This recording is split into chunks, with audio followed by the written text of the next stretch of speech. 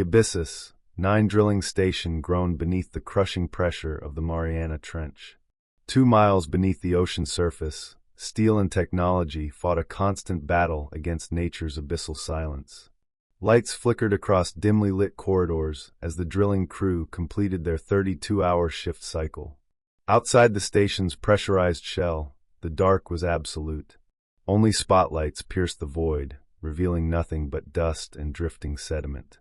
It was the kind of silence that made men forget the sun. Foreman Mara Elridge rubbed her eyes, scanning the sonar readouts. They had struck something anomalous nearly 200 feet beneath the seafloor, a hollow chamber where there should be dense rock. Excitement buzzed through the crew. Bonuses were tied to discoveries, and hollow spaces often meant pockets of rare minerals or unknown geological phenomena. But Mara's instincts, seasoned by 15 years in deep-sea ops, screamed at her. Nature didn't leave voids like that this deep. Something felt wrong. Drill team, initiate microbore into section Theta 4. Go slow, Mara ordered through comms. Copy that, came back in a crackled voice from Anders, her lead driller. Bit spinning. Going in now. The whir of the drill bit started, low and steady. Mara watched the depth gauge tick down. Then the unexpected happened. Resistance vanished. The bit dropped like a knife through gelatin. Bit's through. We're inside the cavity, Anders said. Pressure's stable. Deploying crawler drone. Mara leaned in. The drone, a spider-like machine equipped with high-def cameras, slid through the borehole. Its feed displayed a smooth, rounded chamber, unnatural. Perfectly spherical. Like a structure. Mara frowned. The drone's lights illuminated the floor. Her heart sank. Dozens of shapes littered the chamber, large, egg-shaped pods. Jesus, Anders whispered over the comms. Those things alive? Mara didn't answer. She was staring at something moving behind the eggs, something tall, spindly, black as the void. It was gone in a blink.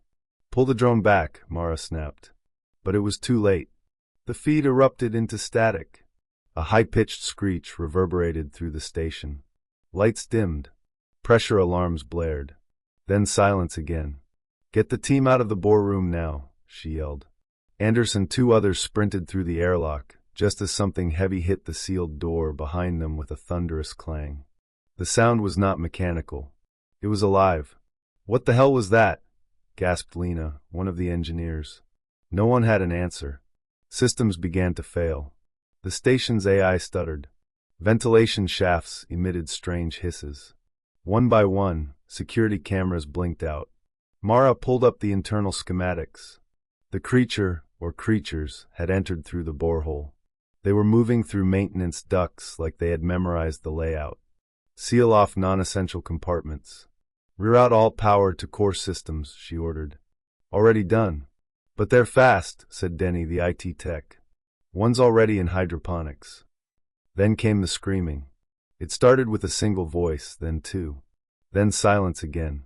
Mara and her remaining crew, 9 people total, barricaded themselves in the command module. They watched on limited feeds as the creatures hunted with precision. They struck fast, dragging bodies into shadows. Always from above or behind. Always with horrifying efficiency. Hours passed. Mara reviewed drone footage from earlier. She zoomed in on one of the eggs. It had thin cracks across the top, like a hatch. Inside, something moved. Face huggers, she whispered. We're dealing with xenomorphs. That's impossible, said Denny, his face pale. Those are fiction. From movies. Doesn't matter what you believe. We woke something that was buried for a reason, Mara replied. The realization hit them. These creatures had been sealed away in a prison of rock for millennia. The deep was not their grave, it was their cage. A plan formed. They had to escape. The only functioning vehicle was a 6-person emergency shuttle locked in Bay 2. Getting to it meant crossing the habitat ring, where most of the creatures now roamed. Mara volunteered to lead. She'd spent more time in this station than anyone. Anders, Lena, Denny, and 2 others, Kip and Reyna, followed. Armed with welding torches and makeshift weapons, they crept into the main corridor. The station moaned again. A tail shot down from an overhead vent. Kip screamed as he was hoisted upward. Blood sprayed across the walls. "Move!" Mara shouted. They ran, slipping through half-sealed doors. The corridor lights flickered as shadowy forms darted at the edge of vision. The crew was being herded, pushed like prey through a jungle of metal. They reached the central junction when the floor collapsed. Reyna fell through, landing with a sickening crack below. She cried out but was quickly silenced by a wet, gurgling hiss.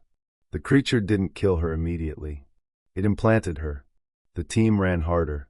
Infirmary lights revealed Anders' face, drenched in sweat, eyes wide. "Something's in the ceiling," he whispered. Then the grid opened. The creature dropped like liquid obsidian, slicing through Anders with an inner jaw punch to the skull. He dropped instantly. Denny turned to run, but it was on him next, claws slashing across his chest. Mara screamed.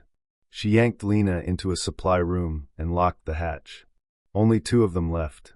Lena was shaking uncontrollably. "We're not going to make it." "We will," Mara said, gripping her arm. "But we need to trap one. Study it. Learn." They accessed the vent systems for maintenance. Mara lured one into a section using emergency flares and movement sensors. As it entered, Lena triggered a blast door and flooded the compartment with nitrogen. The temperature dropped fast. The xenomorph shrieked, its shell crystallizing. It froze solid. They studied it. Its inner mouth twitched. Its exoskeleton was nearly impenetrable, but the cold slowed its reflexes. Lena made notes, tears running down her face. "Cold works," she whispered. "That's our advantage." But their time was short. More creatures roamed free. The hive had grown. Reyna, now a host, was likely incubating a queen. The plan changed. They'd blow the station. If they couldn't escape, they'd bury the hive again, this time for good. The reactor core was set with explosives scavenged from the mining equipment. A manual trigger would be needed. "I'll stay," Mara said. "No, I will," Lena insisted. "You can fly the shuttle." "I can't." Mara hesitated. Then she nodded.